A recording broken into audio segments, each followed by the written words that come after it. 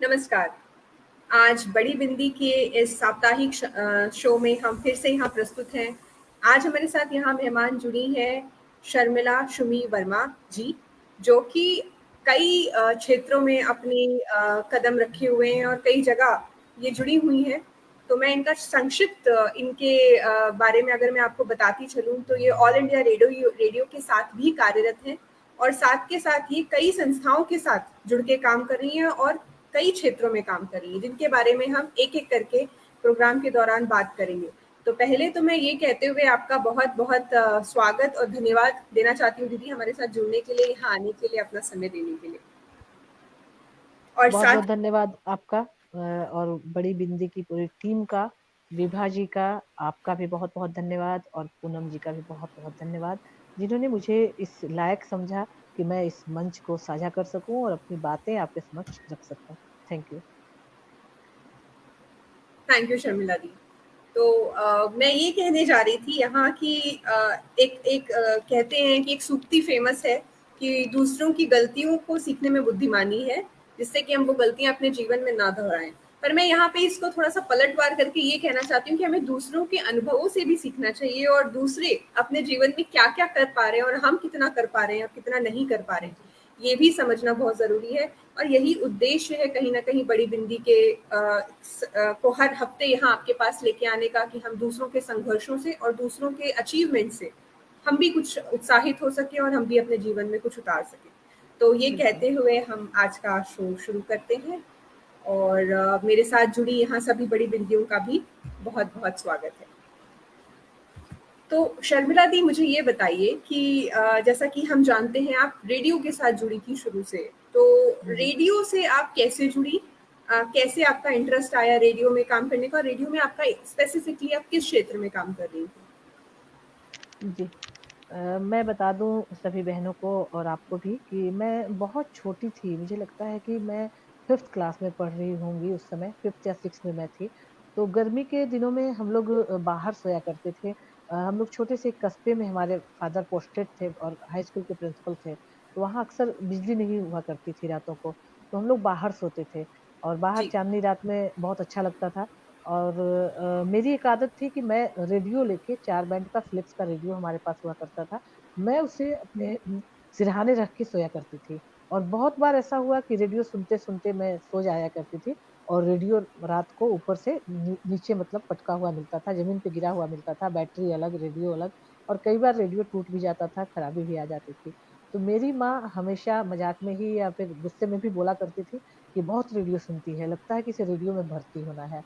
तो कहा जाता जी, है ना कि हमारी ज़ुबान पे सरस्वती का निवास होता है, तो मुझे अब लगता है कि मेरी माँ की ज़ुबान पे भी कहीं न कहीं सरस्वती का वास था कि उनकी कही हुई बात लग गई। 90s का दौर था, 93 की बात है। Radio, all India radio Daltonganj में रेडियो की स्थापना हुई, एफएम बैंड के की स्थापना हुई, जो जी, अमूमन एलआरएस के तहत आता है। तो वहाँ से फिर मुझे पता चला कि वहाँ पे वैकेंसी आ रही है अनाउंसर्स और कम्पेयर्स की। मैंने जस्ट उस समय ग्रेजुएशन अपना पूरा किया था। माँ स्वस्थ रहती थी, तो मैं उनके साथ ही थी उस समय। तो मैंने वहाँ पे फ़ॉर्म बस जस्ट अप्लाई कर दिया। मुझे पूरी उम्मीद थी कि होगा तो नहीं मेरा, ऐसा थोड़ी ना है कि मेरा सिलेक्शन हो जाएगा, लेकिन मैं देखती हूँ फ़ॉर्म डाल के। मैंने वहाँ फ़ॉर्म फिल अप किया, उसके बाद कॉल आया ऑडिशन के लिए। हम लोग बहुत सारे लोग वहाँ पे अपीयर हुए और ऑडिशन हुआ। बहुत सी बातें पूछी गई, इंटरव्यू हुआ हमारा। ऑडिशन के तहत भी बहुत सारे स्क्रिप्ट हमें दिए गए जिन्हें पढ़ना था और अपनी एक एक अलग अंदाज में अपनी लय में उसको पढ़ के सुनाना था। तो मैं बताते हुए बहुत ही मुझे गर्व हो रहा है कि मेरा सिलेक्शन उसमें हो गया उस समय। उसके बाद जब सिलेक्शन हो गया तो मुझे उस समय एग्रीकल्चर प्रोग्राम दिया गया। उस कार्यक्रम का नाम था ग्रामीण सभा।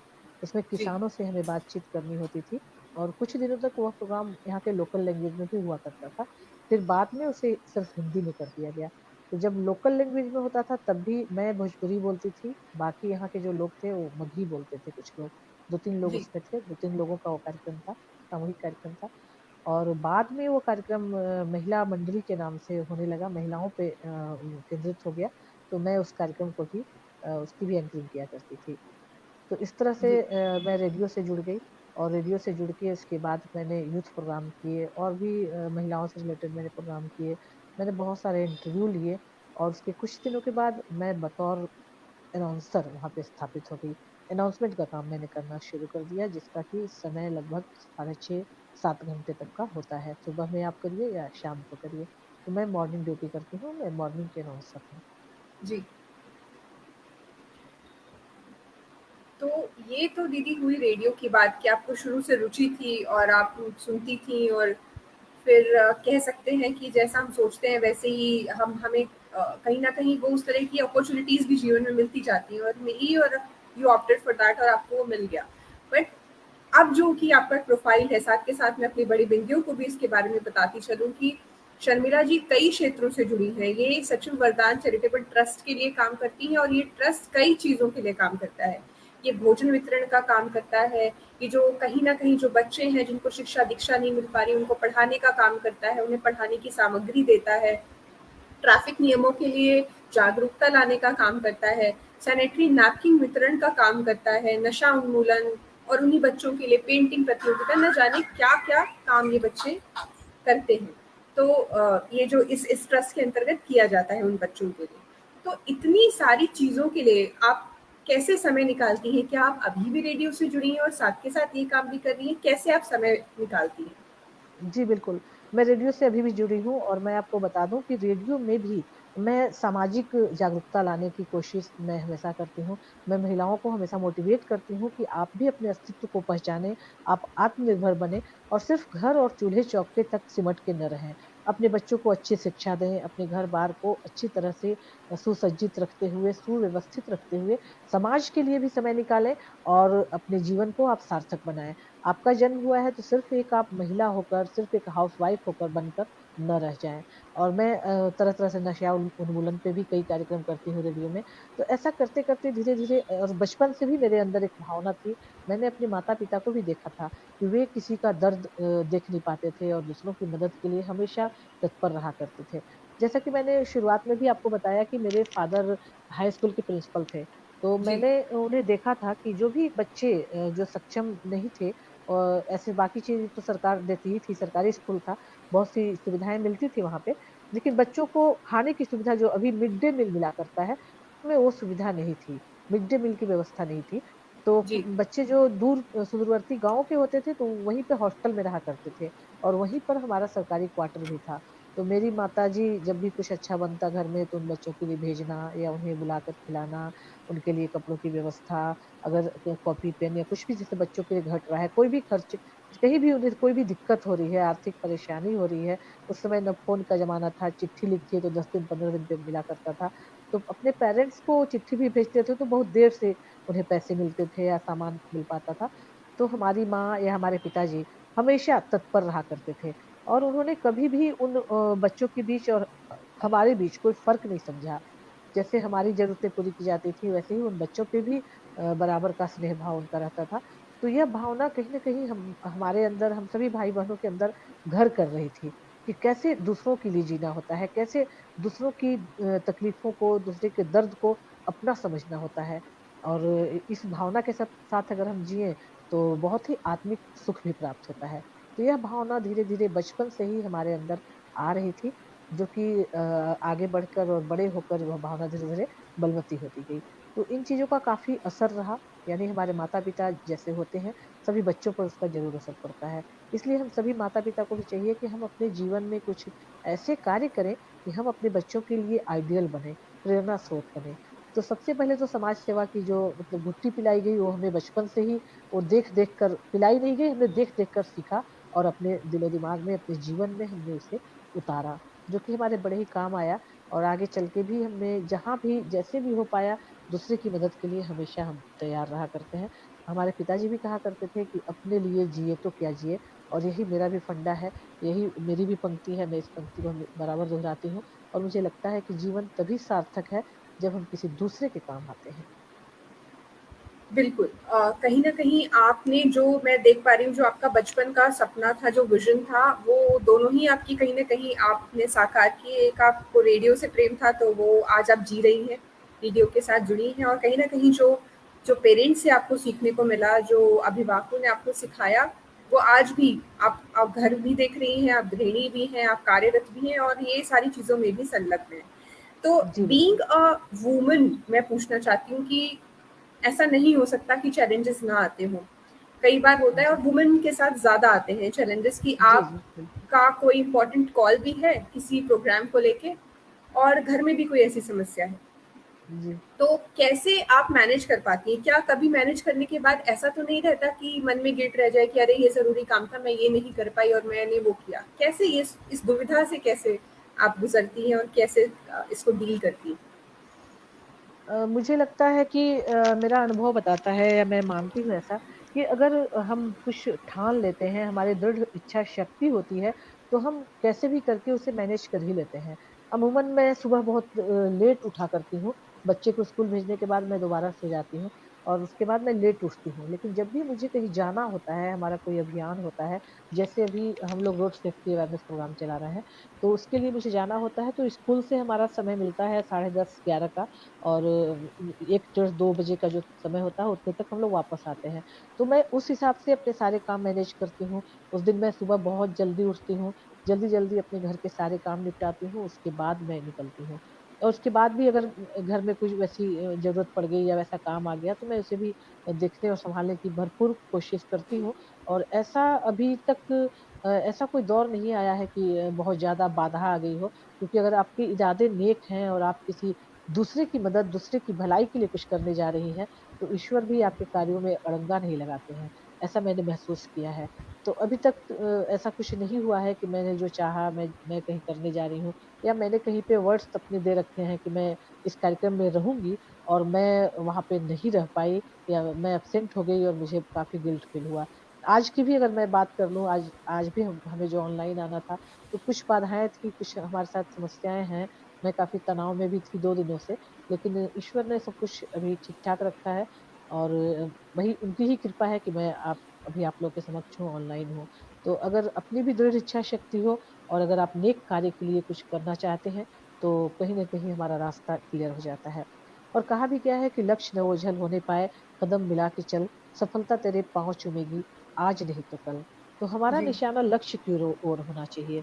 हमारा लक्ष्य हमें अपने लक्ष्य से डिगना नहीं चाहिए। हमारे जीवन का लक्ष्य है कि मुझे समाज सेवा करना है, तो कितनी भी रुकावटें आएँ, कितनी भी बाधाएँ आएँ, मुझे अपने पथ पर निरंतर चलना है। जी। मैं अपनी सहेलियों को यहाँ बताती चलूँ कि आज भी कुछ पारिवारिक और पर्सनल रीज़न से ऐसा लगा हमें कि आज शर्मिला दी मेरे साथ नहीं जुड़ पाएँगी। पर सब कुछ होते हुए भी भगवान ने हमारा साथ दिया और दीदी आज हमारे साथ यहाँ जुड़ी बैठी हैं। और कहीं न कहीं उस जज़्बे को सलाम है, जो ये कहता है कि अगर ठाना है तो करना ही है, फिर कैसे भी कर जाना है और कहीं न कहीं हम लक्ष्य साध लेते हैं तो वो बन भी पड़ता है, फिर वो हो भी जाता है, चीज़ें वैसी ही बनती चली जाती हैं। उसका लाइव जी, एग्ज़ाम्पल बिल्कुल। मैंने आज भी देखा। आज भी जी, एग्ज़ैक्टली वैसा ही हुआ जैसे हम बात कर रहे हैं। जी, हम बिल्कुल। आते हैं वापस सचिव जो आपका जो पद है वरदान चैरिटेबल ट्रस्ट में और ये एक बहुत बड़ा पद है और इसके अंतर्गत इस ट्रस्ट के अंतर्गत कई कार्य किए जाते हैं। अगर हम जैसे कि बात करें निःशुल्क शिक्षा की बात की जाती है, तो हमारी जब पहले भी इस विषय पे बात हुई थी तो आपने मुझे बताया था कि कई बच्चों को आप खुद अपने घर पे भी पढ़ाती हैं। हुँ, हुँ। खुद शिक्षा देती हैं, खुद उनको ट्यूशन्स देती हैं।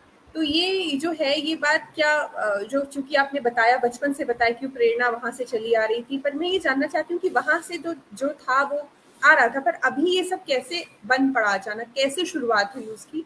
और कहाँ से आपके मन में विचार आया कि मुझे ये करना चाहिए? हमारे पिताजी चूँकि हाई स्कूल के प्रिंसिपल थे और शिक्षा के प्रति उनका बहुत रुझान था और उनका मानना था कि एक रोटी कम खाना लेकिन अपने बच्चों को शिक्षा ज़रूर देना चाहिए और आप खुद भी शिक्षित होना चाहिए। शिक्षा बहुत बड़ा मूल मंत्र है किसी भी देश और समाज के विकास के लिए। तो मैंने बचपन से देखा था कि शिक्षा पे बहुत ज़्यादा ज़ोर हमारे परिवार में था और हम सभी भाई-बहनों का भी पढ़ाई के प्रति रुझान रहा। उस दौर में हमारे पिताजी ने हम सभी भाई-बहनों को रांची पढ़ने के लिए भेजा था और लड़कियों लड़कियों के लिए उसमें बहुत बड़ी बात हुआ करती थी कि अपने घर परिवार से इतनी दूर जाके अपनी शिक्षा लेना। तो मुझे शुरू से ही ये मेरे मन में रहा कि शिक्षा बहुत ज़रूरी चीज़ है, यह बातें घर की हुई थी और मैं उस समय भी देखती थी बचपन में भी बहुत सी अगल-बगल की महिलाएँ आती थीं, जो कि शिक्षित नहीं हैं, तो उनके जीवन में बहुत सी बाधाएँ होती थीं। वे घरेलू हिंसा का शिकार होती थीं, वो आत्मनिर्भर नहीं थीं, बहुत सारे अशिक्षित होने के कारण बहुत सारे बच्चे थे उनके, तो यह सब अशिक्षा के कारण था। तो मुझे बराबर लगता था शुरू से ही कि अशिक्षा बहुत बड़ा अभिशाप है हमारे समाज के लिए। हम सभी का शिक्षित होना बहुत ज़रूरी है। उसके बाद मैं जैसे-जैसे बड़ी होती गई मैंने बहुत जगहों पे ऐसा महसूस किया कि अभी भी लड़कियों को वो दर्जा नहीं प्राप्त है, जो कि प्राप्त होना चाहिए। भले ही हम चाँद पर पहुँचने की बातें करते हैं या पहुँच भी गए हैं, लेकिन हमारी बेटियाँ अभी भी कई घरों में, खासकर स्लम एरियाज़ में मैंने देखा है कि बेटियों को सिर्फ़ और सिर्फ़ काम करने के लिए तैयार किया जाता है और ये उनके दिमाग में भरा जाता है कि ससुराल जाके तुम्हें घर सँभालना है, चूल्हा-चौका सँभालना है। इसलिए तुम्हारा पढ़ना ज़रूरी नहीं है, तुम घर के काम अच्छी तरह से सीख लो, तो तुम्हारा जीवन सार्थक है, सफल है। ऐसा मैंने देखा है और मैंने उन माताओं को काफ़ी मोटिवेट किया है। मैंने बहुत मेहनत की है उनको यह समझाने में और उन्हें यह स्वीकार करने के लिए मैंने अंततः बाध्य किया कि आपकी बेटियों का भी उतना ही पढ़ना ज़रूरी है, जितना कि आपके बेटों का। बल्कि बेटियों का पढ़ना ज़्यादा ज़रूरी है, इसलिए ज़रूरी है कि अगर कभी घर टूटता है, परिवार टूटता है या घरेलू हिंसा से पीड़ित होती हैं आपकी बेटियाँ, तो कम से कम उसका विरोध करके वो आत्मनिर्भर बन सकती है। अगर वो पढ़ी-लिखी होगी तो और कुछ नहीं कम से कम 10 लोगों को ट्यूशन देके वो अपना जीवन यापन कर सकती है। और उसके अलावे अगर कुछ एक्स्ट्रा गुण उसे सिलाई, कढ़ाई या कोई भी अलग से कोई योग्यता या कोई ट्रेनिंग उनको दी जाती है, कंप्यूटर अगर सिखाया जाता है, तो उनके लिए वो आय का बहुत बड़ा साधन हो सकता है। इसलिए आप अपनी बेटियों को ज़रूर पढ़ाएँ और पढ़ने की एज में घरेलू काम, बर्तन धोना, झाड़ू-पोछा करना, इसमें अपनी बच्चियों को इन्वॉल्व ना करें। तो मेरी बात को बहुत सी महिलाओं ने, बहुत सी माताओं ने समझा, एक्सेप्ट किया और अनुभव किया कि हम लोग भी अगर आज पढ़े-लिखे होते, तो घरेलू जो प्रताड़ना हम झेलते हैं, सहते हैं, उसके बावजूद इसी घर में रहते हैं, तो हमें वो सब सहना नहीं पड़ता और हम अपने बच्चों को भी खुद घर में भी पढ़ा सकते थे। जैसे होमवर्क बनाना हुआ या होमवर्क में उनकी मदद करना हुआ या पढ़ने के लिए प्रेरित कर सकते थे। उन्होंने ये अनुभव किया। उसके बाद बहुत सी बच्चियाँ हमसे जुड़ी पढ़ने के लिए और मैंने भी प्राथमिकता दी गर्ल चाइल्ड को, जो मैं अपने घर में पढ़ाती हूँ, तो मेरी प्राथमिकता होती है कि मैं पहले गर्ल चाइल्ड को सिलेक्ट करूँ और मैं लड़कियों को पहले पढ़ाऊँ, क्योंकि उनका पढ़ना बहुत ज़रूरी है। और इस तरह से मेरे पास बहुत सी बच्चियाँ आने लगी, मैंने उन्हें पढ़ाना शुरू किया। मैंने कई बच्चियों का एडमिशन भी प्राइवेट स्कूल में कराया। बहुत सी बच्चियाँ ऐसी थी जिन्होंने पहली बार स्कूल बस देखे थे और स्कूल बस से जब वो पहली बार बैग टाँग के और स्कूल गई थी, तो उस समय मेरी आँखें बहुत नम हो गई थी कि आज इतने दिनों की कोशिश मेरी रंग लाई और उन बच्चियों के जीवन में भी प्राइवेट स्कूल जाने का एक सपना साकार हुआ। कैसे बैग टाँग के स्कूल जाते हैं, कैसे साफ-सुथरे यूनिफ़ॉर्म में स्कूल जाते हैं, बस से जाते हैं। वो बस लालायित नज़रों से, ललक से देखा करती थी अन्य बच्चों को। जब उनके जीवन में वो घड़ी आई, तो उनकी आँखों में देखकर मुझे जो सुख प्राप्त हुआ, मैं उसे बयान नहीं कर सकती हूँ। जी, तो ये कहीं न कहीं प्रेरणा है हम सबके लिए कि अगर हमारे आस-पास कोई भी इस समाज से जुड़ा कोई ऐसा बच्चा है जिसको कहीं न कहीं हम हेल्प कर सकते हैं, एक थोड़ा-सा समय आधे घंटे का समय या 1 घंटे का समय देकर अगर हम सिर्फ़ पढ़ा भी पाएँ उसे तो शायद ये काफ़ी बड़ा कंट्रीब्यूशन होगा समाज के लिए। जी, एक बड़ी बिल्कुल। बात है कि इतनी बच्चियाँ आपकी वज़ह से स्कूल जा पा रही जी, हैं। बिल्कुल। और मैं बता दूँ मैम कि अभी भी सरकारी स्कूलों की जो स्थिति है, कड़वी सच्चाई यही है कि सरकारी स्कूलों में ख़ासकर हमारे पलामू में मैंने देखा है कि बहुत अच्छी पढ़ाई नहीं होती है। मिड डे मील पे फ़ोकस होता है कि बच्चों को एक लाइन में खड़ा करके मिड डे मील दे दिया जाए समय से और उसके बाद बस एक कोरम पूरा किया जाता है, जो असल में जो शिक्षा की जो स्थिति होनी चाहिए, वो नहीं है, अच्छी स्थिति नहीं है। तो ऐसे में अगर हम अपना कुछ समय उन बच्चों के लिए दें और उन्हें एक ट्यूशन की तरह अपने घर में बैठा के हम पढ़ा दें, तो काफ़ी हद तक उन्हें बहुत सहयोग मिलता है और वैसे बच्चे जीवन में बहुत अच्छा करते हैं। टैलेंट तो उनके अंदर होता ही है। सभी बच्चे कच्ची मिट्टी के घड़े के समान होते हैं। तराशना जी, हम सभी के हाथ में है। अगर माता-पिता खुद शिक्षित नहीं है, तो वो कुछ नहीं कर सकते हैं। खूब होगा तो हमारे पास भेज सकते हैं, स्कूल भेज सकते हैं। लेकिन उन्हें तराशने की जो ज़िम्मेवारी है, तो हम सभी का भी दायित्व है कि समाज में ऐसे जो वंचित बच्चे हैं, जो ज़रूरतमंद बच्चे हैं, जो सक्षम नहीं हैं, तो हम उनकी मदद के लिए आगे आएँ और जितना बन सकता है हम करें। और मैं इस मंच के ज़रिए तमाम महिलाओं से आग्रह करना चाहूँगी, तमाम वैसी महिलाओं से आग्रह करना चाहूँगी, जो कि अपने घर के सारे काम निपटाने के बाद या तो सास बहू की सीरियल देखने में व्यस्त हो जाती हैं, या फिर अगल-बगल पड़ोस में जाके गप्पे हाँकती हैं, या फिर शॉपिंग के लिए निकल जाती हैं। अपने एंटरटेनमेंट के लिए थोड़ा समय आप ज़रूर निकालें, शॉपिंग भी जाएँ, अगर किटी पार्टी जाती हैं तो वो भी करें। लेकिन उसके बावजूद अगर आप थोड़ा समय निकाल कर समाज में अपना योगदान दे सकती हैं, तो बहुत बड़ी बात है। और मैं आपको बता दूँ अंजलि जी, मैंने कभी सीरियल देखने की लत नहीं लगाई अपने आप को। मैं सिर्फ़ 5 मिनट या 10 मिनट न्यूज़ देखती हूँ। उसके अलावे मेरा जो भी फुर्सत का जो मेरा समय होता है, मैं उसे समाज के लिए सँभाल कर मैंने रखा है, और मैं समाज के लिए सोचती हूँ, समाज के लिए काम करती हूँ। मैं यहाँ तक कि दोपहर में भी कभी आराम नहीं करती, और यह जो सेवा की भावना है ना, यह अब मेरे लिए जुनून बन चुका है। और मेरा जो आफ्टरनून, जो कह लीजिए 2 बजे के बाद का जो समय होता है, जिस समय महिलाएँ फ्री होती हैं, तो वह मैं अपने इस जुनून को पूरा करने के लिए लगाती हूँ। व्हाट अ टाइम मैनेजमेंट, मतलब आई मस्ट से कि ऐसे टाइम मैनेजमेंट इतना कुछ करते हुए भी करना बड़ी बात है, आसान बात नहीं है कि जब आप घर देख रही हैं, अपना काम भी देख रही हैं और ये भी देख रही हैं।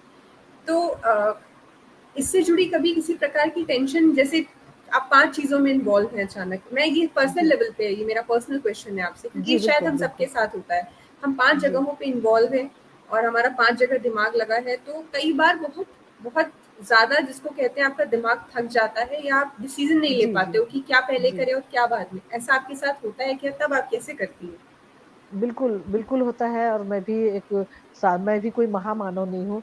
मेरे बच्चे मुझे सुपर वुमन कहा करते हैं, वो अलग बात है, उन लोगों का प्यार है, लेकिन ऐसा है नहीं। मैं भी एक मामूली महिला हूँ, और मुझे भी काफ़ी दिक्कतें ऐसे में हो जाती हैं कि मैं क्या करूँ, मैं बच्चों की पढ़ाई का देखूँ, मैं बच्चियाँ आ गई हैं घर पे, उन्हें देखूँ कि मैं कहीं और से कॉल आ रहा है, वो करूँ। तो अगर बहुत अर्जेंट कॉल आ गया, जैसे ब्लड डोनेशन के लिए मुझे किसी ने संपर्क किया कि ब्लड जी, चाहिए, और मुझे ब्लड मैं जहाँ-तहाँ फ़ोन कॉल करके चाहती हूँ कि अरेंज कर दूँ, कहीं और अरेंज नहीं हुआ और मुझे देने की नौबत आ गई, तो मैं उस दिन बच्चियों की पढ़ाई स्थगित कर देती हूँ, उन्हें नहीं पढ़ाती हूँ, या उन्हीं बच्चियों में से जो बच्ची सबसे अधिक तेज़ है और मॉनिटर की तरह मैंने जिसे रखा जी, है, जो सीनियर है, जो अच्छा जानती है, जिसको जानकारी है और मेरे साथ ज़्यादा समय बिताती है, मैं उसे बोलती हूँ कि तुम आज क्लास सँभालो और तुम आज की टीचर हो। तुम आज इन बच्चों को देखो, उन्हें होमवर्क दो, और मैं इतनी देर में आज आती हूँ। और अगर फिर भी उसके बावजूद भी मैं समय पे नहीं आ पाई, तो मैं उस दिन छुट्टी कर देती हूँ। लेकिन ज़्यादातर मैं कोशिश करती हूँ कि जिस तरह हमारे हाथ में 20 उँगलियाँ हैं, और 20 उँगलियों का अलग महत्व है, और हम एक साथ 20 उँगलियों का इस्तेमाल अपने जीवन में करते हैं,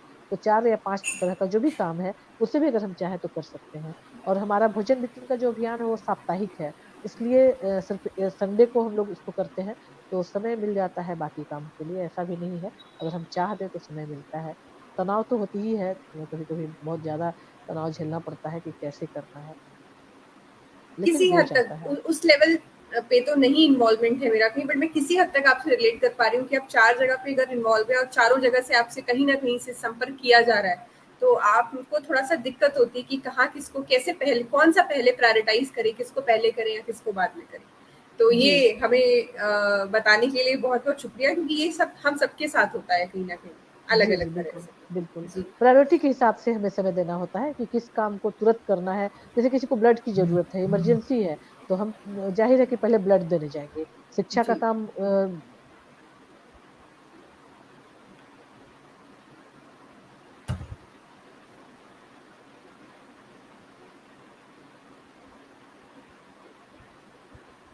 शायद शर्मिला जी के एंड पे कहीं न कहीं इंटरनेट की समस्या है, जिसकी वजह से शायद वो हमारे साथ अभी जुड़ नहीं पा रही हैं। हम थोड़ी देर इंतज़ार करते हैं, पर ये समझने वाली और देखने वाली बात है कि अगर हम चाह लें, और स्पेशली अगर आप एक फीमेल हैं और अगर आप चाह लें कि हमें ये कार्य करना है, तो आप वो करते चले जाते हैं, और आपकी फैमिली में आपके जो भी बच्चे हैं या जो भी परिवार है, वो भी आपको फिर धीरे-धीरे, हो सकता है शुरू में वो आपके लिए कुछ चैलेंजेस लेके आएँ, बट धीरे-धीरे वो चीज़ें होती बनती चली जाती हैं, और इवन आपके बच्चे भी आपको देखकर वो चीज़ें सीखते हैं।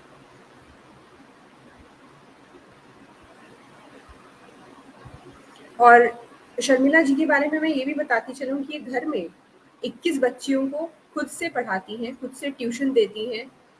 पूरा रेडियो का काम देखने के बाद अपने घर की ज़िम्मेदारी सँभालने के साथ-साथ उन 21 बच्चियों को रोज़ के रोज़ ट्यूशन देना, उनको पढ़ाना और उनके लिए पाठन सामग्री भी जुटाने का कार्य वो करती हैं।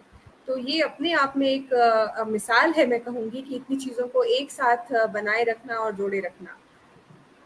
शर्मिला जी हमसे वापस जुड़ चुकी हैं यहाँ पे। और मैं आपसे ये भी जानना चाहूँगी, मुझे कई सारे जो मैंने नाम लिए शुरू में कि जो वरदान चैरिटेबल ट्रस्ट है जो इन चीज़ों पे काम करता है, पर जी, कुछ बड़े ही ऐसे मुद्दे हैं जिनकी समाज में बहुत ज़रूरत है, जिसमें कहीं न कहीं मैं नशा उन्मूलन देखती हूँ।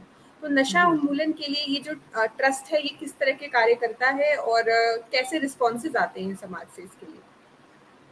समाज में जो लोग हैं, बहुत सारे लोग ऐसे हैं जो कि इनका विरोध भी करते हैं। वो कहते हैं कि इससे पार पाना इतना आसान नहीं है। लेकिन हम लोग जब स्कूलों में जाते हैं, बच्चों को ट्रैफ़िक रूल्स की जानकारी देने और रोड सेफ्टी के लिए हम लोग अवेयर करते हैं, उस समय हम बच्चों को भी समझाते हैं कि अगर आपके घर में आपके पिताजी, आपके बड़े भाई, आपके ताऊ जो भी पीते हैं या ड्रिंक करते हैं, किसी भी तरह का नशा करते हैं, तो आप उन्हें ज़रूर समझाएँ और उन्हें वो इससे दूर रहने की बात करें। जो बच्चे सॉफ्ट हार्टेड होते हैं, उनके दिमाग में दिलो-दिमाग में हमारी बातें बड़ी आसानी से बैठ जाती हैं और वे जब अपने प्यारी भाषा में या अपने प्यार के साथ अपने अभिभावकों को समझाते हैं, तो कहीं न कहीं गार्डियंस पे भी इसका पॉज़िटिव असर पड़ता है और काफ़ी हद तक इसमें सुधार भी देखने को मिलता है। और कुछ महिलाएँ भी हमारे पास आती हैं कि हमारे साथ मारपीट की घटनाएँ होती हैं, ड्रिंक करके हस्बैंड या और भी घर के जो मेल मेंबर हैं, वो प्रताड़ित करते हैं। तो ऐसे जी। में हम लोग महिलाओं को भी बहुत हद तक मोटिवेट करते हैं कि आप आत्मनिर्भर बनें, आप अपना रास्ता स्वयं चुनें और आप किसी भी तरह से प्रताड़ना का शिकार ना हों। लेकिन मैंने देखा है कि नशा से पार पाना बड़ी ही मुश्किल है, खासकर हमारे पलामू में। घर-घर में ये लत घर कर चुकी है और सभी जानते हैं कि नशा नाश की जड़ है। बावजूद इसके लोग इसे अपनाते हैं अपने जीवन में और काफ़ी हद तक घर और परिवार और समाज का माहौल इससे खराब होता है। लेकिन प्रयास करना हमारा काम है, हम लोग सोशल वर्कर हैं, हम लोग कोशिश अपनी करते ही रहते हैं और हमारे चाहने से, हमारे प्रयास करने से अगर एक बंदा भी सुधर जाता है, रास्ते पर आ जाता है, तो हमारी सफलता इसी में है। जी, दीदी आपकी ही कही गई बात पे एक छोटा-सा उदाहरण देना चाहूँगी। हम सबने ही कहीं न कहीं रामायण पढ़ी है, नहीं तो उससे जुड़ी कहानियाँ तो सुनी ही है। हम सबको जी, पता है जी। कि कहते हैं कि जब श्री राम वो पुल बना रहे थे श्रीलंका जाने के लिए, रावण के पास जाने के लिए, तो एक छोटी-सी गिलहरी थी, वो जाती है, रेत जी, के कड़ों में ऐसे-ऐसे लोट-पोट करती है और फिर वो आके यहाँ झाड़ देती है। तो कोई बिल्कुल, उसको बिल्कुल। देख के हँसता है कि अरे छोटी-सी गिलहरी है, इसके ऐसा करने से कितना पुल बन जाएगा। पर फर्स्ट ऑफ ऑल उसका जो एक उसकी जिजीविषा है हेल्प करने की, एक बिल्कुल, सहायता बिल्कुल। करने की, अपना कंट्रीब्यूशन देने की, वो बहुत मायने रखती है। और इससे फ़र्क नहीं पड़ता कि हमने कितना किया, हमने करने की नियत रखी, कहीं न कहीं ये बहुत बिल्कुल। मायने रखता है। मैं भी दावा नहीं करती कि मेरे करने से समाज में पूरी तरह से समाज का सुधार हो जाएगा या समाज की दशा और दिशा बिल्कुल बदल जाएगी। मैं बस इंसान होने के नाते अपनी इंसानियत का परिचय देती हूँ और मैं छोटी-छोटी कोशिश जिसे कि गिलहरी प्रयास भी कहा जा सकता है, मैं बस उस गिलहरी की तरह छोटी-छोटी अपनी कोशिशें करती हूँ और समाज को मैं यह मैसेज देना चाहती हूँ, समाज को मैं यह प्रेरणा देना चाहती हूँ कि मैं एक महिला होते हुए मैं इतने सारे चीज़ों को झेलते हुए, झंझावातों को झेलते हुए, घर, परिवार, बाहर सारी परेशानियों को झेलते हुए अगर मैं समाज के लिए समय निकाल सकती हूँ, मैं दूसरों के लिए कुछ कर सकती हूँ, तो आप क्यों नहीं? मैं यही समाज को बताना चाहती हूँ, दिखाना चाहती हूँ और एक मतलब मैं प्रेरणा रूप में लोगों को प्रेरित करने के लिए मैं ऐसा करना चाहती हूँ ताकि मुझे देखकर अगर सैकड़ों लोग आगे आते हैं, मैं एक दिन रोटी बाँटती हूँ, मैं एक दिन लोगों का पेट भरती हूँ, मुझे देखकर अगर सैकड़ों हाथ और उठ जाते हैं और उन्हें भी प्रेरणा मिलती है कि हाँ, अपने भोजन से बचा के, अपना समय निकाल के, अपने पॉकेट मनी से पैसे बचा के मुझे ज़रूरतमंदों के लिए फूड पैकेट्स लेके जाना है। तो ऐसे अगर 100 लोग, 150 लोग जुड़ते हैं, तो निश्चय ही हफ्ते भर का भोजन उन्हें मिल जाएगा और दोनों टाइम आराम से वो भरपेट भोजन कर सकेंगे। जी, बिल्कुल। तो वही है कि अगर किसी एक भी परिवार के ऊपर फ़र्क पड़ जाता है इन प्रयासों से, तो फिर हमारा प्रयास सफल है। और यही चीज़ जी, जो है बिल्कुल। हमको आगे बढ़ने की हिम्मत देती जाती है। तो ये कहते हुए मैं इसी ट्रस्ट के और किए जाने वाले जो कार्य हैं, उन पे आती हूँ। सैनिटरी नैपकिन वितरण हम आज भी जानते हैं कि अभी भी बहुत सारा ऐसा हमारे समाज में रहने वाले लोग हैं, ऐसे परिवार हैं जिनको सैनिटरी नैपकिन भी उपलब्ध नहीं है। तो क्या ये किस तरह से ये वितरण किया जाता है? क्या स्लम्स में वो जाती है टीम आपके ट्रस्ट की, या कैसे होता है? और ये क्या साप्ताहिक तौर पे किया जाता है? जी, मैं आपको बता दूँ कि इसकी शुरुआत हमने कोरोना काल से की थी। जब आपदा मित्र का गठन हुआ था यहाँ पलामू में। आपदा मित्र मतलब डीसी ने कुछ लोगों को एज ए कोऑर्डिनेटर नियुक्त किया था, जो जी, कि पब्लिक और बाकी जो सोशल वर्कर्स थे, उन दोनों के बीच तालमेल बिठा के उन तक सहायता राशि मतलब सामान पहुँचाने की उनकी मंशा थी कि किसी भी तरह से उन्हें फूड पैकेट्स दिए जाएँ, राशन पहुँचाया जाए उन तक। उसमें जी, सूखे अनाज हुआ करते थे, चावल, आलू, दाल, साबुन, सैनिटाइज़र, मास्क वगैरह हुआ करते थे।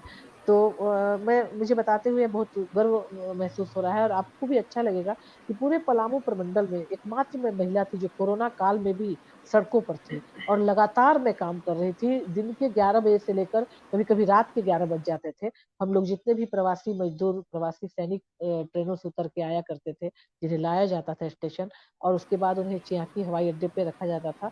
तो हम लोग प्रवासी मज़दूरों के लिए भी खाना बनवाकर और वहाँ लेके जाते थे, उनके लिए पानी की बॉटल, काफ़ी गर्मी पड़ रही थी उस समय, तो सारी चीज़ों की व्यवस्था हम लोग कर रहे थे। तो उसी आपदा मित्र के द्वारा उनके कोऑर्डिनेटर के द्वारा मुझे फ़ोन आया कि कोई महिला समाज सेवा का काम अभी नहीं कर रही है। कोई भी टीम ऐसी नहीं है जिसमें कोई महिला हो और हम सरकार चाहती है एडमिनिस्ट्रेशन की ओर से यह प्रस्ताव आया है कि महिलाओं के बीच स्वच्छता हेतु सैनिटरी नैपकिन्स भी दिए जाएँ क्योंकि दुकानें उसमें बंद हो चुकी थी सारी। जी, कर्फ्यू सा आलम था, हर जगह बिल्कुल सन्नाटा था, तो महिलाओं को काफ़ी दिक्कत आ रही थी। तो मुझे कॉन्टैक्ट किया गया कि आप जाती हैं लोगों के साथ राशन लेकर डोर टू डोर गाँव में आप जाती हैं, सुदूरवर्ती गाँवों तक आप जाती हैं, तो वहाँ तक कैसे पहुँचाया जाए? शहरों में तो किसी तरह से करके महिलाएँ ले भी पा रही थी, लेकिन गाँव में बहुत ज़्यादा दिक्कत हो रही थी। तो उस समय मुझे कहा गया कि अगर आप ऐसा कर सकती हैं, आप करना चाहेंगी तो आप करें। तो मैंने उसे बिल्कुल सहर्ष स्वीकार किया और सैनिटरी नैपकिन बाँटना मेरे ज़िम्मे था। मैं फूड पैकेट्स भी बाँटती थी, लेकिन ख़ास तौर से सैनिटरी नैपकिन महिलाओं के बीच जाकर, घरों में जाकर, आँगन में भी मैं पहुँच जाया करती थी, चूँकि मैं महिला हूँ, इसलिए मुझे इसका लाभ मिलता था। मैं महिलाओं के बीच जाती थी और उन्हें स्वच्छता हेतु तो जागरूक करती ही थी कि कैसे हाथ धोना है, सैनिटाइज़ करना है, कैसे बच्चों को साफ रखना है। उसके अलावे अगर खुद भी स्वस्थ रहना है, तो आप कपड़े का इस्तेमाल ना करें। मैंने इस दौरान पाया और यह अनुभव किया कि गाँव में महिलाएँ जो लकड़ी के चूल्हे पे खाना बनाती हैं या कोयले के चूल्हे पे खाना बनाती हैं, तो उससे जो राख निकलती है, उस राख को चलनी से या महीन कपड़े से चाल के और उसे स्टोर करके रखी हुई थी। मैंने कई बहनों के आँगन में मैंने देखा ऐसा। तो मेरे पूछने पे उन्होंने जो जवाब दिया, जो बात कही, उसे सुन के आपको काफ़ी आश्चर्य होगा। उस राख को वो रखती हैं, वो सैनिटरी नैपकिन के तौर पे उसे यूज़ करती हैं। कपड़े के अंदर उस राख को भर के उसकी पोटली बना के, उसे सैनिटरी नैपकिन के की जगह पे इस्तेमाल करती हैं। तो बहुत अजीब-सा लगा कि इससे इनके हाइजीन का क्या और फिर कितना टफ़ भी है कि उससे बनाना, उसको यूज़ करना। तो मैंने महिलाओं को ये सजेशन दिया, मैंने कहा कि आप जैसे अपने स्वास्थ्य के लिए, अपने शौक के लिए, अपने कपड़ों के लिए खर्च करती हैं, वैसे ही अपने स्वास्थ्य के लिए महीने में 2-3 4 दिन का ही मामला है। आप 20, 25, 50, 100 जितने का भी आता है, इतना तो आप कर ही सकती हैं। आप लोग कपड़े का इस्तेमाल ना करें, आप लोग सैनिटरी नैपकिन का इस्तेमाल करें और स्वच्छता का पूरा-पूरा ध्यान रखें। तो इसका बहुत अच्छा रिस्पॉन्स मिला और महिलाओं ने बहुत इस कार्य को सराहा और उनमें काफ़ी मतलब जागरूकता भी आई कि हमें हर हाल में सैनिटरी नैपकिन यूज़ करना है। उसके बाद जब आपदा मित्र का यह प्रोजेक्ट समाप्त हो गया, कोरोना भी लगभग खत्म हो गया, तो बहुत से गाँवों में बहुत से लोगों के पास मेरा नंबर था, जो कि मैं सोशल वर्कर हूँ, तो बातें जी, फैल जाती हैं, लोग कहीं न कहीं जी, से जी, कनेक्ट हो जाते हैं। तो मुझे बहुत ज़्यादा कॉल आने लगे कि मैम उस समय तो आप आती थी, लेकिन हम लोग की स्थिति ऐसी नहीं है कि हम लोग खरीद सकें या हम लोग गाँव है, हम लोग दूर रहते हैं, हम लोग को नहीं मिल पाता है। तो मैं अपने पैसे से जैसे मैं अपने पॉकेट मनी को बचा के और अपने पैसे से जैसे समाज के और कार्य करती हूँ, वैसे ही मैंने होलसेल रेट पे बात करके दुकान वालों से मैंने कुछ रेट कम करा के मैंने बहुत सारे सैनिटरी नैपकिन इकट्ठा किए और मैं टाइम टू टाइम गाँव तक भी जाती हूँ, जहाँ से जैसे कॉल आता है या फिर मैं यहाँ भी जो स्लम एरियाज़ हैं, जहाँ महिलाएँ स्वच्छता के प्रति जागरूक नहीं हैं, बस कैसे भी खाना है, पीना है, जी लेना है, उसमें विश्वास करती हैं। तो मैं वहाँ भी जाती हूँ, उन्हें जागरूक करती हूँ और उन तक सैनिटरी नैपकिन पहुँचाती हूँ। इस कार्य में हमारी और भी जो बहनें हैं, जुड़ी हुई हैं, जी। उन्हें भी अगर समय होता है तो वो भी जाती हैं। देखने वाली बात ये है, समझने वाली बात ये है कि मैं बार-बार एक ही लाइन दोहरा रही हूँ कि अगर आप तर काम करना चाहें तो इतने छोटे-छोटे काम अभी हमारे समाज में होने बाकी हैं कि आप कुछ भी कहीं से भी शुरुआत कर सकते हैं। पर वही बात है कि आप कितना उसके लिए समय निकालना ज़रूरी समझते हैं और करने की नीयत रखते हैं या नहीं। मैं बार-बार वही एक बात कह रही हूँ क्योंकि बहुत छोटी-सी बात है। आज हम जब चंद्रमा पर पहुँच चुके हैं और हमारे देश में अभी भी ये स्थिति है जो आपने उदाहरण हमें दिया। हम इन शहरों में रहते हुए समझ नहीं पाते हैं कि गाँव में महिलाएँ अभी भी इन परिस्थितियों से गुज़र रही हैं कि वो बिल्कुल। कंडे की, जिसको आप कहते हैं चूल्हे की राख, उसका प्रयोग कर रही हैं। तो बहुत काम करना अभी हमारे लिए कहीं न कहीं बाकी है, और इस दौर में, इस समय में आप और आप जैसे सभी उन महिलाओं की, सभी लोगों की ये कोशिश बहुत सराहनीय है और हम सबको कहीं न कहीं बहुत प्रेरणा देती है। और मैं ये भी देख रही थी कि इस चैरिटेबल ट्रस्ट के अंतर्गत एक नहीं, हर एक कार्य जो भी किया जा रहा है वो अपने आप में उल्लेखनीय है। आप देखें कि मैं आगे देखती हूँ, उसमें कहीं न कहीं मैं ये भी देखती हूँ कि जो ये है आपकी सड़क सुरक्षा जागरूकता, ये जी, भी जी, जी। आजकल के, ये चाहे छोटे शहर हो, चाहे टियर 2 सिटी हो या टियर 1 सिटी हो, हम दोनों ही शहरों में वो समस्याएँ देखते हैं कि कई बार यंग एज में बच्चों को बाइक्स मिल जाती हैं और वो स्पीड में आते हैं, यूज़ कर रहे हैं उसको, और हेलमेट जो है प्रयोग पे उतना ध्यान नहीं दिया जाता है। उस दौर में ये इसके ऊपर भी कार्य किया जाना अपने आप में बहुत सराहनीय है। तो मैं जानना चाहूँगी कि इसके अंतर्गत आप किस तरह के प्रोग्राम करते हैं? मैं बता दूं मैम कि पूरे पलामू प्रमंडल में ऐसी कोई भी संस्था, कोई भी सामाजिक संगठन नहीं है जो सड़क सुरक्षा पे कार्य कर रही हो। झारखंड में, रांची में है, ऐसी संस्थाएं हैं जो कार्य करती हैं, लेकिन पूरे पलामू प्रमंडल में एकमात्र वरदान चैरिटेबल ट्रस्ट ही है जो सड़क सुरक्षा पर लगातार काम कर रहा है। और इसके तहत हम लोग सबसे अच्छा टारगेट है कि हम लोग स्कूल को कांटेक्ट करते हैं, क्योंकि हम लोग अगर ऐसे कहीं जाके करेंगे डोर टू डोर तो एक साथ बहुत कम लोग हमें मिलेंगे इकट्ठे, जी, लेकिन स्कूल में जाने से हजारों बच्चे एक साथ मुझे मिल जाते हैं। तो जी, हमारी टीम जाती है उन बच्चों के बीच, और क्लास 5 से लेके क्लास 12 तक के बच्चे हमारे टारगेट में होते हैं, क्योंकि जैसे जैसे बच्चों का टीन एज आता है तो उन्हें कहीं ना कहीं यह इच्छा जागृत जागृत होती है उनके अंदर कि मैं पापा का बाइक ले लूं, मैं मम्मा का स्कूटी लेकर चुपके से निकल जाऊं, कहीं चला जाऊं, उनका एज हो चाहे नहीं हो, डीएल उनके पास हो या ना हो, हेलमेट उन्होंने जी, पहना है या नहीं पहना है। बच्चों में बहुत ज्यादा जिज्ञासा होती है कि गाड़ी चला के देखते हैं कैसा लगता है। खास करके स्कूटी थोड़ी सेफ भी है, तो उनमें डर नहीं होता और वो लेके निकल भी जाते हैं। और ऐसे में बहुत सी दुर्घटनाएं घट जाती हैं, क्योंकि बच्चों को रोड का एक्सपीरियंस होता नहीं है, ट्रैफिक रूल्स की जानकारी होती नहीं है। तो हम लोग बच्चों के बीच जाते हैं, उन्हें अपने पूरे प्रोग्राम में इन्वॉल्व करते हैं, बच्चों से भी सवाल पूछते हैं कि क्यों ऐसा होता है, क्यों आप लोग ऐसा करते हैं, और अगर आप लोग ऐसा करते हैं तो आप लोग के लिए यह कानूनन जुर्म भी है, आपको इसके लिए सजा हो सकती है, फाइन हो सकता है, आपके माता पिता को थाने आना पड़ सकता है, और उन्हें काफी बेइज्जती भी महसूस होगी। तो क्या आप ऐसा चाहेंगे? तो बच्चों से भी बहुत अच्छा रिस्पॉन्स मिलता है। और हेलमेट पहनने के लिए हम लोग उन्हें बहुत हद तक प्रेरित करते हैं। हम लोग अपने जी, कार्यक्रम, हर कार्यक्रम के लास्ट में उन्हें शपथ भी दिलवाते हैं कि एक तो एज से पहले आपको सड़कों पर जाना नहीं है गाड़ी लेकर, और अगर एज होने पे भी आप जाते हैं तो आपके पास डीएल होना चाहिए, और आपके सिर पे हेलमेट होना चाहिए, क्योंकि ज्यादातर घटनाएं, 80% घटनाओं में ऐसा होता है, दुर्घटनाओं में, कि सिर पे चोट लगने यानी हेड इंजरी की वजह से लोगों की डेथ होती है, और स्पॉट डेथ हो जाती है बहुत हद तक। कुछ लोग बच भी जी। जाते हैं तो वो या तो कोमा में होते हैं, या जीवन भर के लिए अपाहिज हो जाते हैं, वो जिंदगी मौत से भी बदतर हो जाती है उनकी। तो सड़कों पे जब भी चले हेलमेट पहन कर चले। और हम लोग सोशल मीडिया के जरिए भी और अपने कार्यों के जरिए भी तमाम तरह से जागरूक करने का प्रयास करते हैं, हेलमेट लेके भी जाते हैं। और हमारी टीम में कुछ महिलाएं हैं ऐसी जो बहुत अच्छा गाती भी हैं, तो गाकर भी बच्चों को जागरूक करती हैं। तो हम लोग भी अपनी बातों से उनको जागरूक करते हैं। पथिक सड़क पे संभल के चलना, अपने होश जुनून से, चलते चलते भटक न जाना, नियम और कानून से। तो हमारी बातों को बड़ी गौर से बच्चे सुनते हैं और अपने जीवन में उतारने की कोशिश करते हैं। खासकर जो लड़कियां होती हैं स्कूलों में, हम लोग उनको बोलते हैं कि देखिए, माता पिता के लिए लड़कियां बहुत प्यारी होती हैं, और आप बेटियां जब अपने पिता से आग्रह करेंगी कि पापा आप घर से बाहर निकल रहे हैं, तो जैसे एक एक हाथ में आपके चाबी है, दूसरे हाथ में आपके हेलमेट होना चाहिए। और हम बेटियों को यह जिम्मेदारी देते हैं कि आपकी जिम्मेवारी है आज के बाद कि अपने मम्मी और पापा को बिना हेलमेट के घर से बाहर आप नहीं जाने देंगे। तो इसका बहुत ही पॉजिटिव रिस्पॉन्स मिलता है। स्कूल वाले भी, जो स्कूल प्रबंधन है, वो भी बहुत खुश होता है हमारे कार्यों से। और मैं बता दूं कि जब भी मैं लाइन अप करना चाहती हूँ किसी भी स्कूल में, तो वो लोग तुरंत तैयार हो जाते हैं, स्कूल वाले भी, जी, कि हाँ मैम आप आइए, मैंने देखा था आप उस स्कूल में गई थी, आपका कार्यक्रम बहुत ही अच्छा रहा, और हमने मीडिया में भी देखा आपके प्रोग्राम के बारे में, तो आप जरूर मेरे स्कूल में आइए, हमारे बच्चों को समझाइए। बहुत बहुत सुंदर पहल है और बहुत ज़्यादा इसकी ज़रूरत है कहीं न कहीं, क्योंकि हमारी बाइंग कैपेबिलिटी बढ़ती जा रही है आजकल, और बच्चों को ईज़िली अभी ये चाहे वो टू व्हीलर हो या फोर व्हीलर हो, एक्सेसिबल है, बट उसका यूज़ कैसे सेंसिबल करना है वो उनको कहीं नहीं पता। उस मायने में ये पहल बहुत बहुत काम की है, बहुत सुंदर है। और पेरेंट्स आ, पेरेंट्स की जी भी इसमें भूमिका बहुत अहम होती है मैम। पेरेंट्स जी खरीद कर देते हैं गाड़ी, उस तभी तो बच्चे चलाते हैं। तो बिल्कुल पेरेंट्स को भी चाहिए कि उम्र के पहले अपने बच्चों को बिल्कुल न दें। टू व्हीलर्स में बाइक खास करके बहुत ही ज्यादा दुर्घटनाओं में बहुत ज्यादा बाइक का ही होता है। स्कूटी फिर भी थोड़ी सेफ है, लेकिन अगर कम उम्र के बच्चे हैं और बाइक चलाते हैं, वो भी बिना हेलमेट के चलाते हैं, तो यह कहीं ना कहीं बहुत मतलब बहुत बड़ी बात है, और इसमें दुर्घटना होने के चांसेस बहुत ज्यादा है। फोर व्हीलर पे भी अगर कोई जा रहा है तो सीट बेल्ट का प्रयोग करे।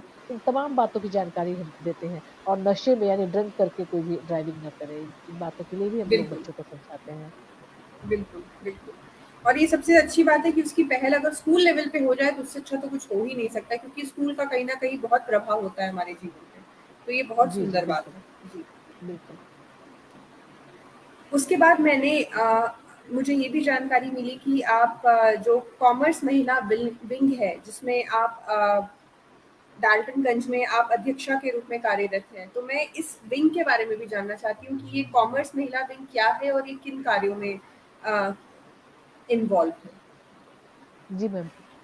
Palamu chamber of commerce and industries यहाँ पर स्थापित है, और काफी दिनों से यह संस्था यहाँ पर कार्य कर रही है व्यवसायियों के हित में। लेकिन इसके महिला विंग का गठन नहीं हुआ था।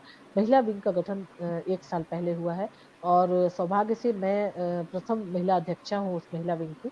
और जो भी चेंबर ऑफ कॉमर्स है, मैं तो पलामू चेंबर ऑफ कॉमर्स की महिला अध्यक्षा हूँ।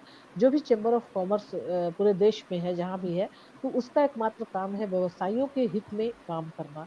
लेकिन महिला विंग जो हमारा है, उसका गठन इसलिए हुआ है ताकि समाज में जितनी हमारी महिलाएं हैं वो वंचित हैं, और अपने खर्च के लिए पुरुषों पे निर्भर हैं, तो उन्हें भी कैसे आत्मनिर्भर बनाया जाए, कैसे उन्हें रोजगार से जोड़ा जाए, कैसे उन्हें उद्योग से जोड़ा जाए। तो वैसी महिलाएं जो कुछ न कुछ अपना व्यवसाय करना चाहती हैं, चाहे बुटीक हो, या पार्लर हो, या मछली पालन करना चाहती हैं, मुर्गी पालन करना चाहती हैं, मशरूम उत्पादन करना चाहती हैं, सिलाई सेंटर खोलना चाहती हैं, लेकिन उनके पास पैसे नहीं हैं, फैमिली से भी कोई सपोर्ट नहीं है, तो महिलाएं करें तो क्या करें, चाह के अभी क्या कर सकती हैं। हमारी बहुत सी महिलाएं हैं जो कि अपने घरों में बहुत ही टेस्टी अचार, पापड़, बड़ी, चिप्स वगैरह बनाया करती हैं। हम सारी महिलाएं बनाती हैं, तो उसे भी व्यवसाय के रूप में वो आजमा सकती हैं, तो उसकी भी काफी डिमांड है। क्योंकि बहुत सी महिलाएं अब घर से निकलने लगी हैं, वर्किंग वुमन हो गई हैं, तो उनके पास समय नहीं होता कि वो अदौड़ी बनाए, वो चिप्स बनाए, वो पापड़ बनाए। तो ऐसे में डिमांड बहुत ज्यादा बढ़ गई है कि रेडीमेड ले लिया जाए दुकानों से। तो जो महिलाएं व्यवसाय करेंगी इस तरह का, तो उनके लिए बहुत अच्छा होगा कि उन्हें एक मार्केट मिल जाएगा, और हम उन्हें हेल्प दे पाएंगे। तो वैसी महिलाओं को हम लोग मुद्रा लोन दिलवाने में बैंक से हमारा टाई अप करके हम लोग, और सीए वगैरह को बैठा के उनका पैन कार्ड बनवाते हैं, उनका सारा पेपर हम लोग तैयार करवाते हैं। और मीटिंग के जरिए, सेमिनार के जरिए, बाहर के डेलीगेट्स भी आते हैं, महिलाएं आती हैं जो बड़े बड़े बिजनेस कर रही हैं, उद्यमी हैं, वो भी बिजनेस के गुर सिखाती हैं, महिलाओं को बताती हैं कि कैसे आपको बिजनेस के क्षेत्र में आगे बढ़ना है, और कैसे आत्मनिर्भर बनना है। क्योंकि महिलाएं अगर आत्मनिर्भर बनेंगी तो पूरे घर की जो दशा है, दिशा है, वो बदल जाएगी, सुधर जाएगी। बच्चों का भी डेवलपमेंट काफी तेजी से होगा, और महिलाएं खुद आत्मनिर्भर बनेंगी।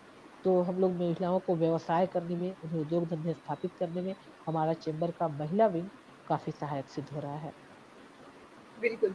और यकीन मानिए, मैं ये बात भी यहाँ पे सबको बताती चलूँ कि इस बैंगलोर जैसे शहर में भी मैं देखती हूँ कि ऐसा नहीं है, दोनों ही पक्ष हम देखते हैं। हम ये भी देखते हैं कि यहाँ पे वो महिलाएं भी आपको देखने के लिए मिलेंगी जिन्होंने खुद से पूरा वो जो अपना बिजनेस है उसका उसको खुद से खड़ा किया है, वो भी देखने को मिलती है। और वो भी देखने को मिलती है जिनके हस्बैंड सब कुछ हैंडल कर रहे हैं और वो बस एक हेल्पिंग हैंड की तरह पीछे हैं।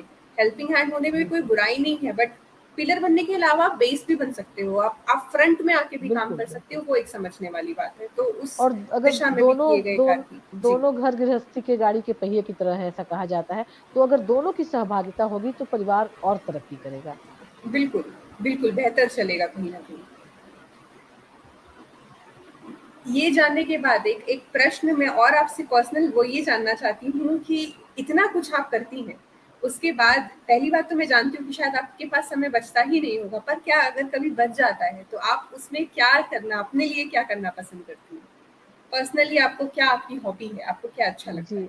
मैं आपको बता दूँ कि मैं बहुत छोटी थी, मुझे लगता है क्लास 7th में मैं जब थी, तब से मुझे लेखन का बहुत शौक है और इसके पीछे भी मेरे पिताजी हैं। जैसे कहा जाता है कि हमारे नसों में हमारे माता-पिता का खून बहता है, तो हम अपने माता-पिता के बिना हमारा कोई अस्तित्व नहीं है इस धरती पे। मेरे पिताजी चूँकि हिंदी से अपनी पढ़ाई पूरी किए थे, हिंदी के शिक्षक थे और एज़ ए प्रिंसिपल भी वो हिंदी का क्लास लिया करते थे, तो हि उनकी हिंदी बहुत अच्छी थी और यही कारण रहा शायद कि हमारे सभी भाई-बहनों की पकड़ हिंदी पे बहुत अच्छी है। तो मैं अपने लेखन कार्य को जारी रखने का प्रयास करती हूँ और यहाँ पे एक पेज है हमारे यहाँ ठेठ पलामू करके, तो उसमें पलामू से के रहने वाले लेखक या जिनकी भी रुचि है, वो चाहे पूरी दुनिया में किसी भी कोने में रहते हों, वो उसमें अपने आलेख को भेजा करते हैं और उसमें वो आलेख छपता है पब्लिश होता है। तो मैं ठेठ पलामू के लिए लिखती हूँ, मैं पेपर वगैरह के लिए भी लिखती हूँ, मैगज़ीन्स वगैरह के लिए भी लिखती हूँ। मैं छोटी-मोटी कहानियाँ भी लिखती हूँ, आर्टिकल लिखती हूँ। महिला सशक्तिकरण जो है, वुमन एम्पावरमेंट जो है, वो मेरे लिए बहुत बड़ा अहम मुद्दा है कि महिलाएँ कैसे मजबूत बनें, कैसे सशक्त बनें, तो मैं उस पे भी अपनी कलम चलाती हूँ। उसके अलावा मुझे बागवानी का भी शौक है, तो जो भी समय बचता है, जो भी थोड़ा बहुत मेरे पास जो कुछ गमले हैं, जगह तो उतना है नहीं, तो मैं उसमें भी समय देती हूँ अपना और बाकी फिर अगर उसके बाद भी अगर लगे कि थोड़ा आज समय मिल गया है, तो मैं रेस्ट भी करती हूँ क्योंकि पूरे हफ्ते इतना ज़्यादा काम हो जाता है कि बिल्कुल। आराम करने का समय नहीं मिलता है। बिल्कुल, आपके जज़्बे को हम सभी बड़ी बिंदियों का सलाम, क्योंकि आसान बात नहीं है ये और बहुत मुश्किल बात है और बहुत प्रेरणास्पद है आपकी पूरी जर्नी, जहाँ से मैं सुनती आ रही हूँ कि इतना कुछ इन्वॉल्वमेंट होते हुए इतनी जगह पे लगे रहना और लोगों के बीच में जाके काम करना। एक होता है कि हमें एक पद मिल गया और हम बस उसको दूर से देख रहे हैं और लोगों को बोल रहे हैं कि आप ऐसा-ऐसा करें, पर लोगों के बीच में जाके काम करना, उनकी समस्याएँ समझना, उनको सुनना और वो एक विश्वास उनके बीच बनाए रखना कि हम आपके लिए एक खड़े हैं, ये बड़ी बात है। एक और बात मैं जोड़ना चाहूँगी मैम जिसके बिना मेरे जीवन की जर्नी पूरी नहीं होती और ज़िक्र पूरा नहीं होता। मैंने 2018 में अपने मैरिज डे के अवसर पे कपड़ा बैंक की शुरुआत की थी। कपड़ा जी, बैंक इस वर्ड को आप सुनिएगा और आपको लगेगा कि कपड़ा बैंक मतलब क्या होता होगा? बैंक तो अमूमन बैंकों में तो पैसे डाले जाते हैं, नोट दिखते हैं वहाँ पे। कपड़ा बैंक जी, का मतलब क्या होगा? तो जी, इसकी प्रेरणा मुझे गढ़वा में हमारे एक बड़े भाई साहब हैं, शौकत खान, उनसे मुझे ये प्रेरणा मिली थी। मैंने देखा था कि उन्होंने कपड़ा बैंक खोल रखा है, तो मैंने सोशल मीडिया पे ही देख के उनसे कॉन्टैक्ट किया और मैंने पूछा कि कैसे संभव है, इसके लिए क्या करना होगा? तो उन्होंने मुझे सारी जानकारी दी और उसके बाद मेरा मैरिज डे आया 17 जुलाई, तो मेरे हस्बैंड ने मुझे अपने ही घर में मेरे घर के नीचे मार्केट जैसा है उसमें उन्होंने एक 10 बाई 12 की दुकान मुझे मुहैया कराई सोशल वर्क के लिए। तो मैंने उसे एज़ ए कपड़ा बैंक स्थापित किया और कपड़ा बैंक का कॉन्सेप्ट मैं समझा दूँ आपको और तमाम इससे जुड़े हुए हमारे इस प्रोग्राम से जुड़े हुए तमाम लोगों को भी कि कपड़ा बैंक एक ऐसा मंच है, एक ऐसा माध्यम है, जहाँ की लोग अपने घरों के कपड़े वैसे कपड़े जिन्हें पहनना नहीं चाह रहे हैं या जिन्हें पहनने से उनका जी ऊब गया हो, लेकिन कपड़े जी, बहुत अच्छी हालत में हैं। कपड़े फेंकने लायक नहीं है, उनकी कंडीशन बहुत अच्छी है। उसे और 2 साल 3 साल तक यूज़ किया जा सकता है।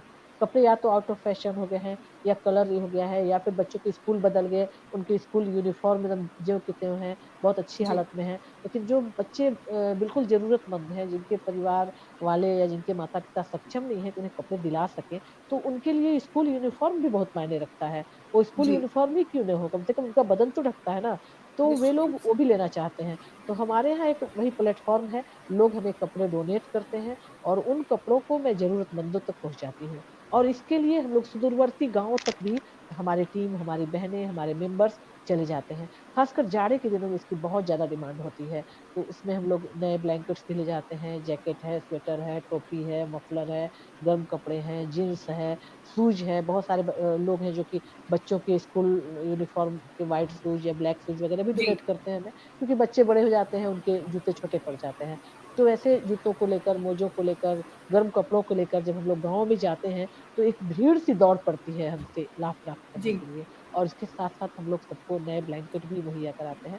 तो ये एक बहुत बड़ी चीज़ है जिससे कि लाखों लोग अभी तक लाभान्वित हो चुके हैं और बहुत अच्छा रिस्पॉन्स इसका मुझे मिलता है और मैं फिर अभी जाड़े का मौसम फिर आएगा, मैं फिर गाँव तक जाऊँगी और उतने लोगों को मैं लाभान्वित करूँगी। हर साल हम लोग बहुत सारे ब्लैंकेट बाँटते हैं और 31 दिसंबर की रात लोग बनाते होंगे केक काट कर, लोग बनाते होंगे पार्टियां करके। मेरा 31 दिसंबर रात 11:30 बजे या 11 बजे मैं अपने घर से निकलती हूँ। मेरी गाड़ी में पूरा ब्लैंकेट आगे पीछे, गाड़ी मतलब कि स्कूटी, जी। हर जगह सिर्फ कंबल, सिर्फ ब्लैंकेट भरा होता है। एक गाड़ी और जिसमें मेरा एक और बेटा होता है, उसकी गाड़ी में भी आगे पीछे पूरे ब्लैंकेट्स बंधे होते हैं। और हम लोग, मेरे 2 बेटे और मैं, हम लोग तीनों सड़कों पे होते हैं। और जहाँ कोई भी, क्योंकि जाड़े की रात, वो भी 31 दिसंबर की रात, काफी कपकपाती हुई रात होती जी। है। हम लोग खुद जी। डबल ट्रिपल कपड़े या जैकेट्स वगैरह पहने होते हैं। वैसे में हमें बहुत सारे लोग ऐसे मिलते हैं जो अखबार बिछाकर और पतला सा एक कपड़ा या साड़ी ओढ़कर, धोती ओढ़कर खुले आसमान के नीचे रात बिता रहे होते हैं। तो इसका मतलब कि वो बहुत ज्यादा नीडी है, उनके पास नहीं है गर्म कपड़े ताकि वो उसका इस्तेमाल करें। अगर उनके पास गर्म कपड़े होते तो जरूर ओढ़ कर सोते। तो हम लोग वैसे एकदम अत्यंत नीडी लोगों को ढूंढते हैं और वैसे लोगों को ब्लैंकेट देते हैं उस दिन की रात। और वही करते करते नए साल का आगमन हो जाता है, यानी रात के 12, सवा 12, कभी कभी 12:30 भी बज जाते हैं। तो यहाँ पे एक ये भी समझने वाली बात है कि किसी भी दिन को सेलिब्रेट करने का एक तरीका ये भी हो सकता है कि आप दूसरों की मदद करें और कहीं न कहीं उसमें खो जाएँ, और एक नया उत्साह देता है आपको, एक नए साल की इससे बेहतर शुरुआत और क्या हो सकती है।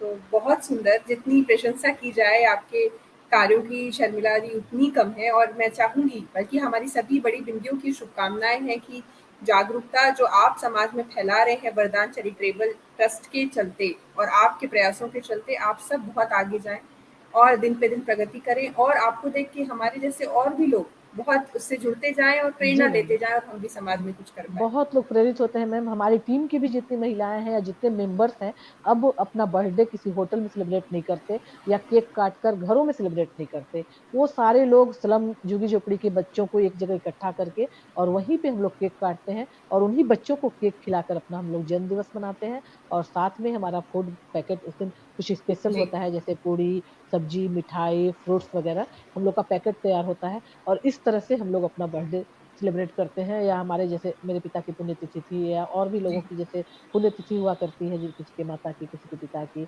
किसी के पति की, तो वहाँ वहीं पे उन्हीं बच्चों के बीच और वैसे ही जरूरतमंदों के बीच हम अपने सुख और दुख वहीं किया करते हैं। और त्योहार भी कोई भी अगर हो तो वो हम सबको मालूम है कि उन्हें जब 2 जून की रोटी भर पेट नसीब नहीं, तो अच्छा अच्छा भोजन और पुआ पकवान तो बिल्कुल उन्हें नसीब नहीं हो। बिल्कुल। तो अगर हम अपने घरों में त्योहार का आनंद ले रहे हैं तो उन्हें भी कहीं न कहीं हक है कि वे भी पकवान का आनंद लें। तो हम लोग त्योहार के दिन भी उन सबों के बीच अच्छे भोजन का वितरण किया करते हैं, हर त्योहार में। बहुत, बहुत सुंदर प्रयास हैं आपके शर्मिला जी, और दिनों-दिन प्रगति करें, और मैं चाहूँगी कि हमारी बड़ी बिंदियाँ भी इसमें जो भी अपने अपने प्रयासों से अपने आस-पास जो भी लोगों को मदद प्रदान कर पाएँ, बहुत ही सराहनीय कार्य होगा अगर हम कुछ थोड़ा भी कंट्रीब्यूट कर पाएँ तो। इसी के साथ आज मैं अब बड़ी बिंदी की इस सभा में आपका हमारे साथ जुड़ने के लिए एक बार फिर से बहुत-बहुत उसके लिए आपको अभिनंदित करती हूँ, और आपको बहुत धन्यवाद करती हूँ तहे दिल से, ना सिर्फ मेरी तरफ से बल्कि हमारी सभी बड़ी बिंदियों की तरफ से, क्योंकि ये आपकी जर्नी जानना, सिर्फ बताना आपके लिए ज़रूरी नहीं था, हमारे लिए जानना और समझना भी उतना ही ज़रूरी था। तो बहुत-बहुत धन्यवाद शर्मिला जी हमारे साथ आज जुड़ने के लिए। बहुत-बहुत धन्यवाद आपका। और जिसने भी यह मुहिम छेड़ी है, जिसने भी इस बड़ी बिंदी की शुरुआत की है, यह एक प्लेटफ़ॉर्म दिया है ताकि हम अपनी बात कह सकें, हमारी बातों को सुनने का और आपको सुनाने का जो अवसर हमें मिला है और आपने इतने धैर्य से, इतनी शिद्दत से हमारी बातों को सुना और हमारे जीवन के तमाम पहलुओं पर आपने फ़ोकस किया, तो उसके लिए भी मैं बहुत-बहुत आपका धन्यवाद ज्ञापित करती हूँ। और यहाँ तक मुझे पहुँचाने में जिनका भी हाथ रहा, उन सभी का भी बहुत-बहुत मैं आभार व्यक्त करती हूँ। और आपने बहुत अच्छी शुरुआत की है। इस बड़ी बिंदी को बहुत ऊपर तक आप लोग लेकर जाइए, ताकि उन तमाम महिलाओं को एक प्लेटफ़ॉर्म मिले और इससे बहुत सारी महिलाएँ प्रेरित होंगी। निश्चय ही औरों को भी प्रेरणा मिलेगी। हमने जैसे कपड़ा बैंक का अपना कॉन्सेप्ट शेयर किया, हमने भोजन वितरण और अपने उत्सव मनाने का कॉन्सेप्ट शेयर किया, हमने न्यू ईयर मनाने का कॉन्सेप्ट शेयर किया, तो कहीं न कहीं और भी लोग इस नक्शे कदम पर चलेंगे, इससे प्रेरित होंगे और ऐसा कुछ करने का प्रयास करेंगे, तो समाज की दिशा ज़रूर बदलेगी। Thank you. Thank you Sharmila ji, और मैं इसके बाद यहाँ पे अपनी सभी बड़ी बिंदियों को एक बार फिर से हैप्पी वीकेंड, हैप्पी संडे कहना चाहूँगी, और अपना संडे मनाएँ और साथ-साथ कोशिश करें अगर आप दूसरों के लिए भी कुछ कर पाएँ तो ज़रूर करें। और साथ के साथ मैं ये भी कहती चलूँ कि हमारे कमेंट बॉक्स में आपको बाय मी अ कॉफ़ी का एक लिंक मिलेगा, उससे आप कम से कम एक और ज़्यादा से ज़्यादा कितनी भी कॉफ़ीज़ खरीद सकते हैं, और ये जो धनराशि है ये हमारे कैंसर सर्वाइवर्स के लिए जाती है। तो खुले दिल से जो आपकी इच्छा हो, जैसा आपको अच्छा लगे, वो उसमें अपना कंट्रीब्यूशन देते चलें। तो एक बार फिर से सबको बहुत सारा धन्यवाद हमारे साथ यहाँ जुड़ने के लिए, स्पेशली शर्मिला दीदी से, और सभी को नमस्ते और हैप्पी वीकेंड। नमस्ते। Thank you.